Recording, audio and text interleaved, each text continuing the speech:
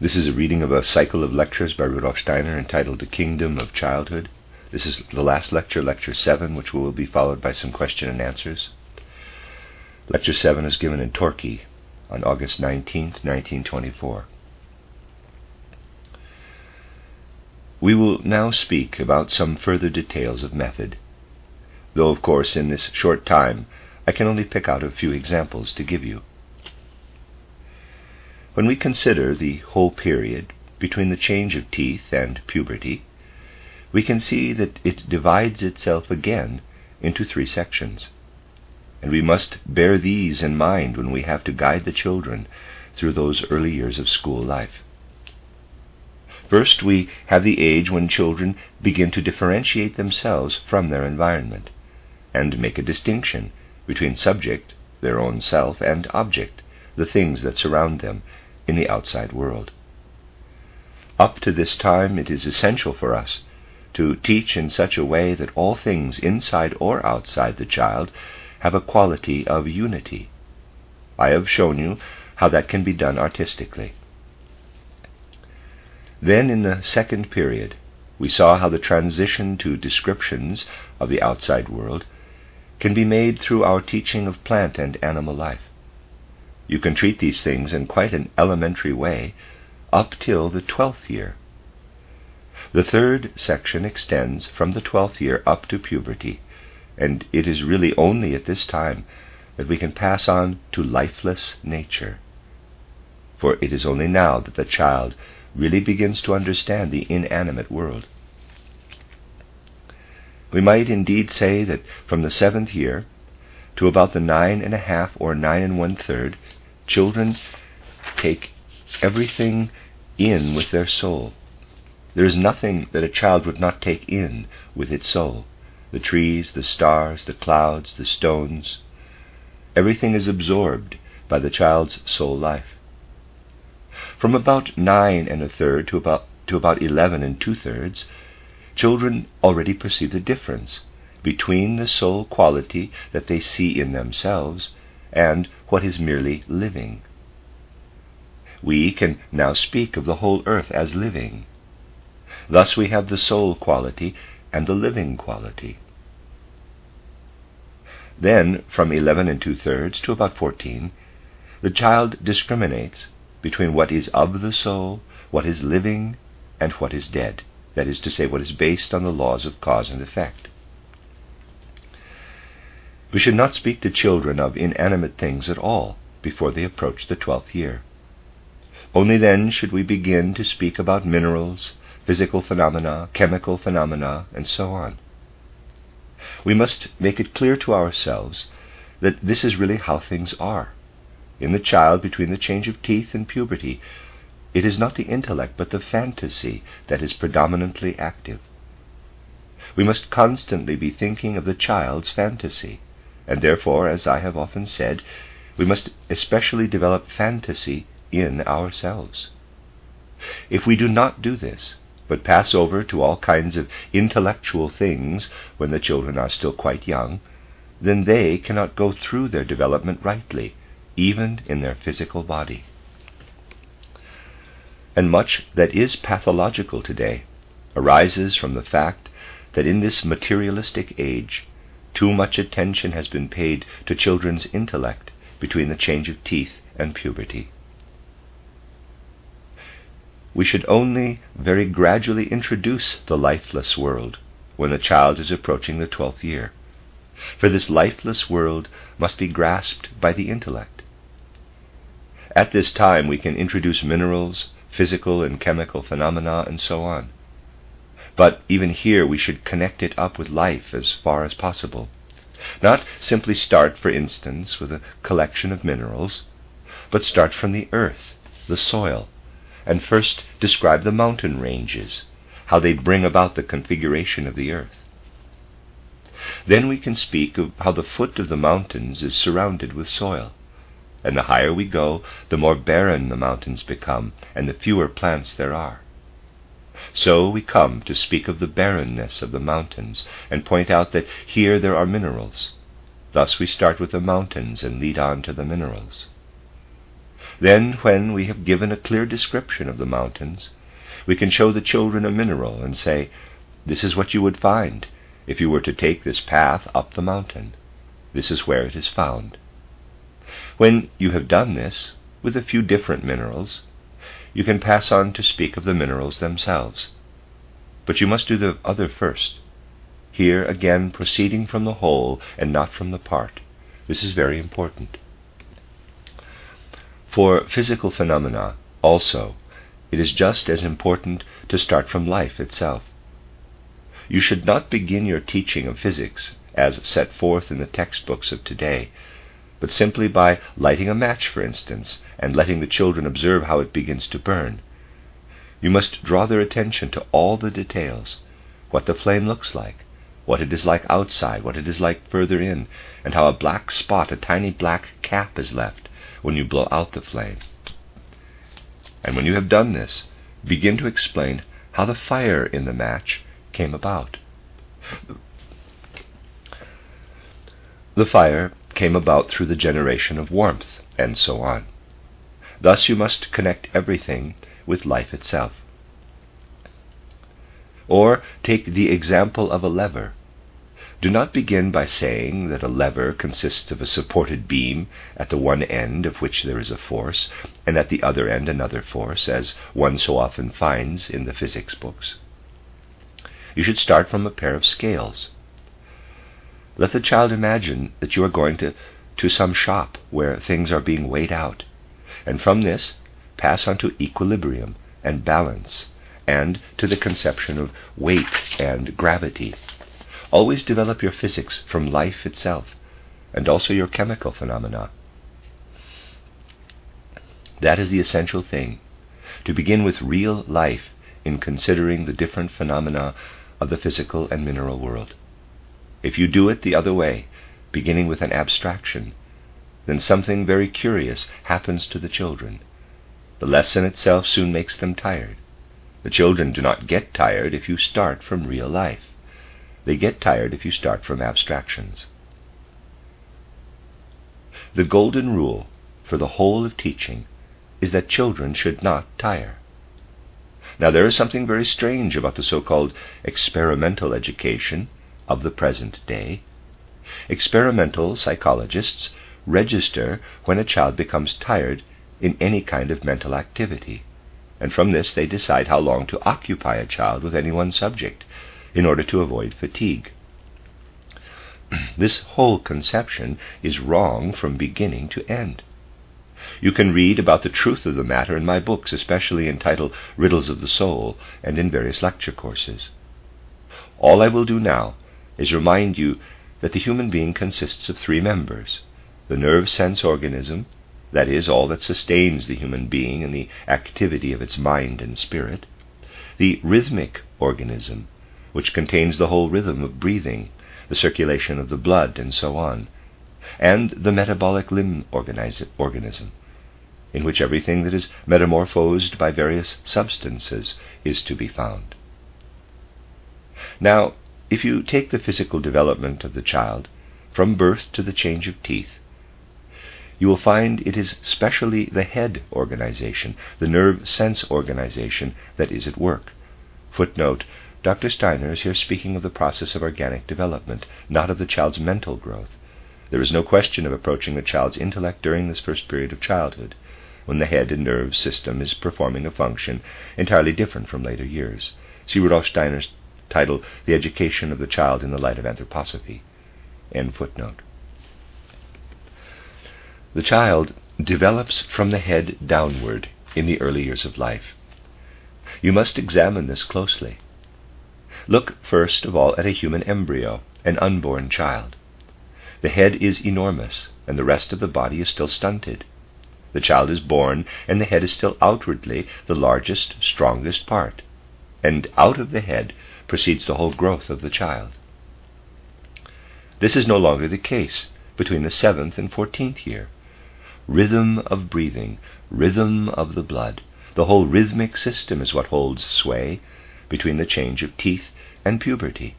Only rhythm. But what is the real nature of rhythm? Now, If you think a great deal, particularly if you have to study, you get tired. You get tired in your head. If you have to walk far, which is an exertion of the limb organism, you also tire. The head, or the nerve sense organism, and the metabolic limb organism can get tired, but the rhythmic organism can never tire. For just think, you breathe all day long. Your heart beats at night as well as in the day. It must never stop from birth to death.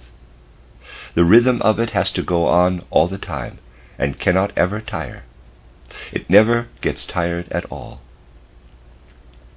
Now, in education and teaching, you must address yourself to whichever system is predominant in the child. Thus, between the change of teeth and puberty, you must address yourself to rhythm in the child by using pictures. Everything that you describe or do must be done in such a way that the head has as little to do with it as possible, but the heart, the rhythm, everything that is artistic or rhythmic must be engaged. What is the result? The result is that with teaching of this kind, the child never gets tired, because you are engaging the rhythmic system, not the head. People are very clever in this materialistic age, and so they have decided that children should always be allowed to romp about between lessons. Now, it is certainly good to let them romp about, but it is good because of the soul qualities in it, because of the delight they have in it. For there have been experiments made that show when the children are properly taught in lesson time, they are less tired than when they play about outside. The movement of their limbs tire them more, whereas what you give them in their lessons, in the right way, should never tire them at all. And the more you develop the pictorial element with the children, and the less you exert the intellect by presenting everything in a living way, the more you will be making demands on the rhythmic system only, and the less will the children become tired. Therefore, when the experimental psychologists come and make observations to see how much the children tire, what is it they really observe? They observe how badly you have taught. If you had taught well, they would find no fatigue on the part of the children. In our work with children of elementary school age, we must see to it that we engage the rhythmic system only. The rhythmic system never tires, and is not overexerted when we employ it in the right way. And for this rhythmic system, we need not an intellectual, but rather a pictorial method of presentation, something that comes out of the fantasy. Therefore, it is imperative that fantasy should hold sway in the school. This must still be so, even in the last period of which we have spoken, from 11 2/3 to 14 years. We must still bring lifeless things to life through fantasy, and always connect them with real life. It is possible to connect all the phenomena of physics with real life, but we ourselves must have fantasy in order to do it. This is absolutely necessary. Now, this fantasy should above all be the guiding principle in what are called compositions, when the children have to write about something and work it out for themselves. Here you must strictly avoid allowing the children to write a composition about anything that you have not first talked over with them. You, yourself, with the authority of the teacher and educator, should have first spoken about the subject with the children. Then the child should produce a composition under the influence of what you yourself have said. Even when the children are approaching puberty, you must still not depart from this principle. Even then, children should not just write whatever occurs to them. They should always feel that a certain mood has been aroused in them through having discussed the subject with their teacher. And all that they then write in their own essay must preserve this mood. Here again it is aliveness that must be the guiding principle. Aliveness in the teacher must pass over to aliveness in the children. As you will see from this, all of your teaching and education must be taken from real life. This is something you often hear nowadays. People say that lessons must be given in a living way and in accordance with reality. But first of all, we must acquire a feeling for what is actually in accordance with reality. I will give you an example from my own experience of what sometimes happens in practice, even when, in theory, people hold the most excellent educational principles. I once went into a classroom where an arithmetic example was being given that was supposed to connect addition with real life. 14 2/3, 16 5/8, and 25 3/5, for example, were not simply to be added together, but were to be related to life. This was done in the following way. The children were told that one man was born on March 25th, 1895, another on August 27th, 1898, and a third on December 3rd, 1899. How old are these three men together? That was the question. And the sum was quite seriously carried through in the following way. From the given date in 1895 to 1924 is 29 3/4. This is the age of the first man. The second one, up to 1924, is about 26.5 years old. And the third from 1899, as he was born on December 3rd, we may say 25. The children were then told that when they add up these ages, they will find out how old they all are together. But my dear friends, I should just like to ask how it is possible that they can make up a certain sum together with their ages. How do you set about it? Of course, the numbers can quite well be made up into a sum, but where can you find such a sum in reality? The men are all living at the same time, so that they cannot possibly experience such a thing together in any way. A sum like this is not, in the very least, taken from life. It was pointed out to me that this sum was actually taken from a book of examples. I then looked at this book, and I found several other ingenious examples of the same kind. In many places I have found that this kind of thing has repercussions in ordinary life. And that is the important thing about it.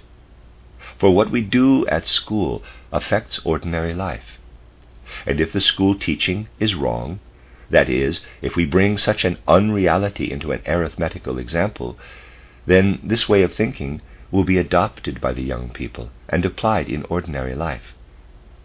I do not know if it is the same in England, but all over Central Europe, when, let us say, several criminals are accused and condemned together, you sometimes read in the papers, all 5 together have received sentences of imprisonment totaling 75.5 years. One has 10 years, another 20, and so on, but it is all added up together. You find this repeatedly in the newspapers. I would like to know what meaning a sum like that can have in reality. For each single prisoner who is sentenced, the 75 years together certainly have no meaning. They will all of them be free long before the 75 years are over, so it has no reality at all. You see, what is the important thing is to make straight for the reality in everything. You simply poison a child to whom you give a sum that is absolutely impossible in real life. You must guide the child to think only about things that are to be found in life. Then, through your teaching, reality will be carried back into life again. In our time, we suffer terribly from the unreality of people's thinking, and the teacher must consider this very carefully. There is a theory today that, though postulated by people who are considered to be extraordinarily clever, is really only a product of education. It is the so-called theory of relativity. I hope you have already heard something of this theory that is connected with the name of Einstein. There is much in it that is correct, but it has been distorted in the following way. Let us imagine that a cannon is fired off somewhere. It is said that if you are so many miles away, after a certain length of time you will hear the report of the cannon. If you do not stand still, but walk away from the sound, then you hear it later. The quicker you walk away, the later you get the impression of the sound. If you do the opposite and walk toward the sound, you will be hearing it sooner and sooner all the time. But now, if you continue this thought, you come to the possible conception, which is, however, an impossibility in reality, that you approach the sound more quickly than it travels itself. And then, if you think this out to its conclusion, you come to the point of saying to yourself, then there is also a possibility of hearing the sound before the cannon is fired off. This is what it can lead to, if theories arise out of a kind of thinking that is not in accordance with reality. A person who can think in accordance with reality must sometimes have very painful experiences. In Einstein's books you will find, even for instance, how you could take a watch and send it out into the universe at the speed of light, and then let it come back again. We are then told what happens to this watch if it goes out at the speed of light and comes back again. I should like to see the actual watch that, having whizzed away at this speed, then comes back again. I should like to know what it looks like then. The essential thing is that we never lose sight of reality in our thinking. Herein lies the root of all evil in much of the education of today. And you find, for instance, in the exemplary kindergartens, that different kinds of work are thought out for the child to do. Exemplary was in quotes.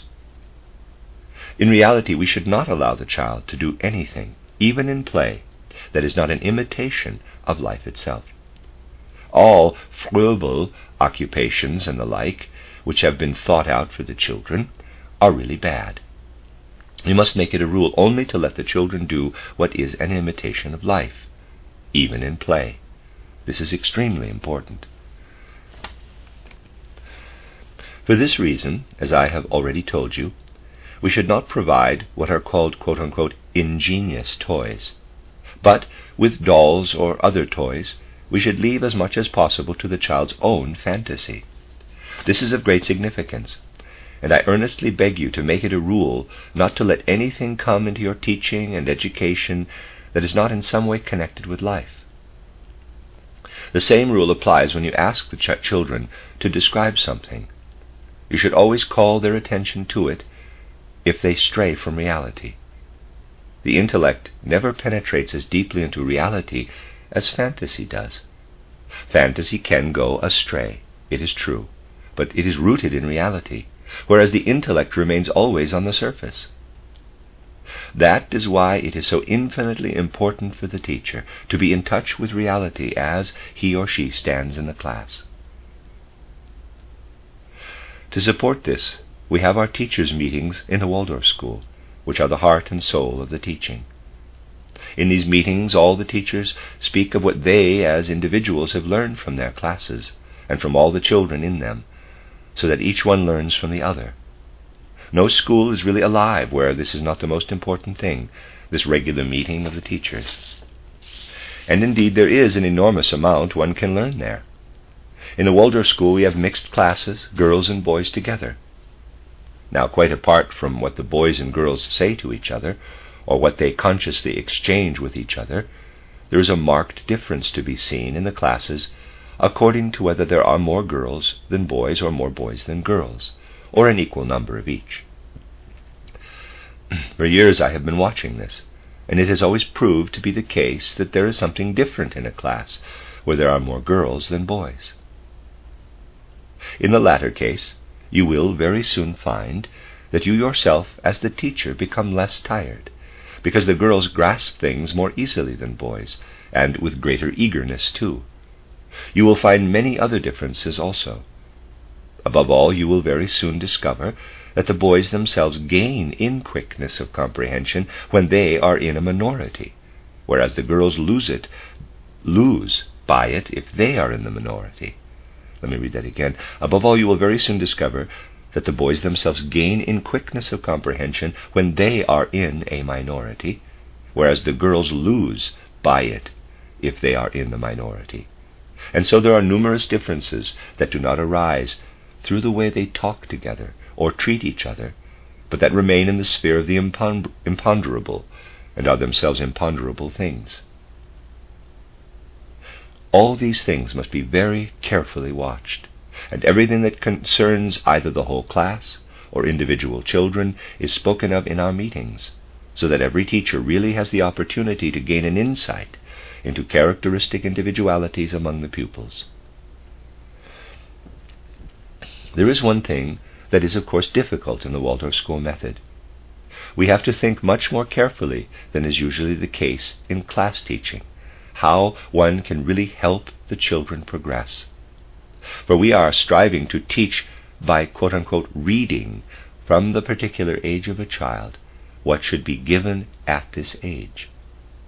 All I have said to you is directed toward this goal. Now, suppose a teacher has a child of between 9 and 10 years in the class that is right for its age, but without much further thought, the child is kept behind and not allowed to go ahead with the rest of the class. The consequence will be that in the following year this child will be receiving teaching meant for children of a different age. Therefore, under all circumstances, we should avoid letting children stay behind in the same class, even if they have not reached the required standard.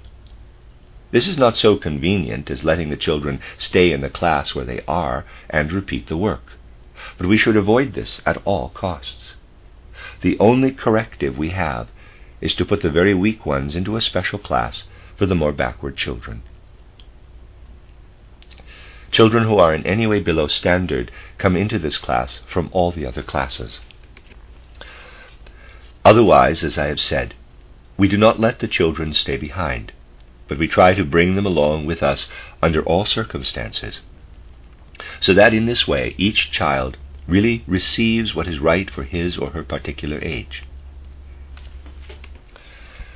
We must also consider those children who have to leave school at puberty, at the end of the elementary school period, and who cannot therefore participate in the upper classes.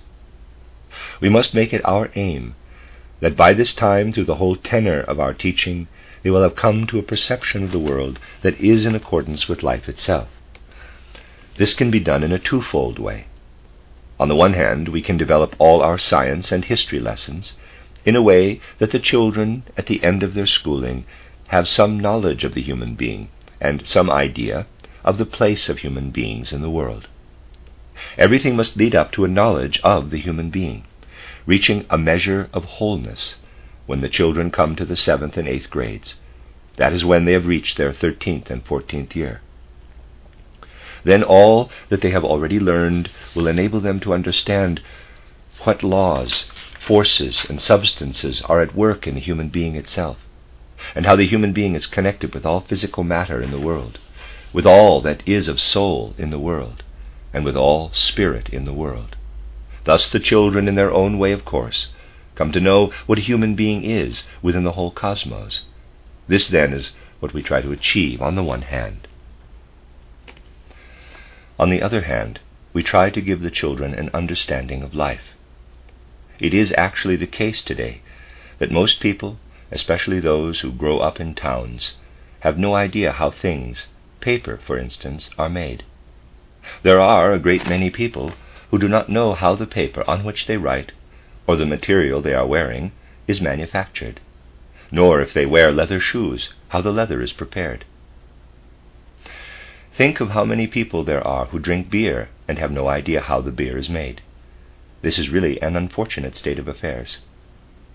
Now, we cannot, of course, achieve everything in this regard, but we try to make it our aim, as far as possible, to give the children some knowledge of the work done in the various trades, and to see to it that they themselves also learn how to do different kinds of work that are done in real life. It is, however, extraordinarily difficult, in view of what is demanded of children today by the authorities, to succeed with an education that is really related to life itself. One has to go through some very painful experiences. Once, for instance, because of family circumstances, a child had to leave when he had just completed the 2nd class and begun a new year in the 3rd. He had to continue his education in another school. We were then most bitterly reproached because he had not got so far in arithmetic as was expected of him there, nor in reading or writing. Moreover, they wrote and told us that the eurythmy and painting and all the other things he could do were of no use to him at all. If, therefore, we want to educate the children not only out of knowledge of the human being, but also in accordance with the demands of life, they will need to know how to read and write properly when this is expected of them today. And so the curriculum will have to include many things, simply because that is what is demanded by the customs of the time. Nevertheless, we must still try to relate the children to real life as much as possible. I would dearly like to have a shoemaker as a teacher in the Waldorf school, if this were possible. It cannot be done because such a thing does not fit into a curriculum based on present-day requirements. But in order that the children might really learn to make shoes and to know, not theoretically, but through their own work, what this entails, I would dearly like to have a shoemaker on the staff of the school. But it simply cannot be done, because it is not in accordance with the authorities, although it is just the very thing that is in accordance with real life. Nevertheless, we do try to enable the children to be practical workers. When you come to the Waldorf school, you will see that the children are quite good at binding books and making boxes. You will see, too, how they are led into a really artistic approach to handwork. The girls will not be taught to produce the kind of thing you see today when you look at the clothes that women wear, for instance. It does not occur to people that the pattern for a collar should be very different from that of a belt or the hem of a dress. People do not consider that here. For example, see drawing A, the pattern must have a special character because it is worn at the neck. The pattern for a belt, drawing B, must lead upward and downward and so on. Or again, we never let our children make a cushion with an enclosed pattern, but the pattern itself should show where to lay your head. You can also see that there is a difference between right and left, and so forth. Thus here, too, life itself is woven and worked into everything that the children make, and they learn a great deal from it. This, then, is another method by which the children may learn to stand rightly in life. We try to carry this out in every detail. For example, in giving reports, I could never, for the life of me, imagine what it means to mark the capacities of the children with a 2 or 3 or 2.5. I do not know if this is done in England, too, giving the children numbers or letters that are supposed to show what a child can do.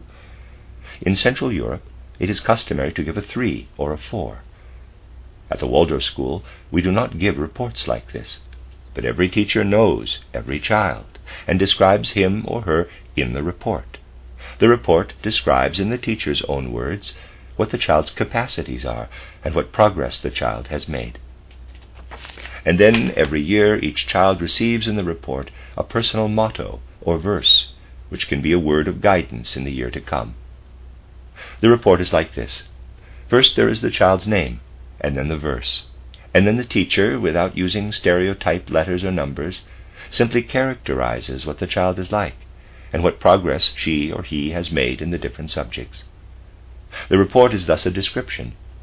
The children always love their reports, and their parents also get a true picture of what the child is like at school.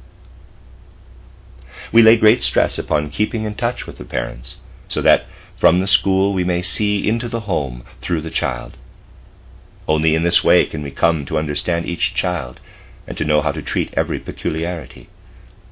For instance, we may notice a trait in one child that looks the same as a trait in another child, yet the meaning of that trait may be altogether different in the one case than in the other. Suppose, for instance, that 2 children each show a certain excitability. It is not merely a question of knowing that the children are excitable and giving them something to help them quiet down. Rather, it is a question of finding out that one child has an excitable father who is being imitated, and that the other child is excitable because of a weak heart. In every case, we must be able to discover what lies at the root of these peculiarities. The real purpose of the teacher's meetings is to study the human being, so that a real knowledge of human beings is continually flowing through the school. The whole school is the concern of the teachers in their meetings, and all else that is needed will follow of itself. The essential thing is that in the teachers' meetings there is study, steady, continual study. These are the indications I wanted to give you for the practical organization of your school. There are, of course, many things that could still be said if we could continue this course for several weeks, but that we cannot do, and therefore I want to ask you tomorrow, when we come together, to put in the form of questions anything you may have upon your minds, so that we may use the time for you to ask your questions that I will then answer for you. The end of Lecture 7, that's the end of the set of lectures, but there is also one more addition, which will be the question and answer section.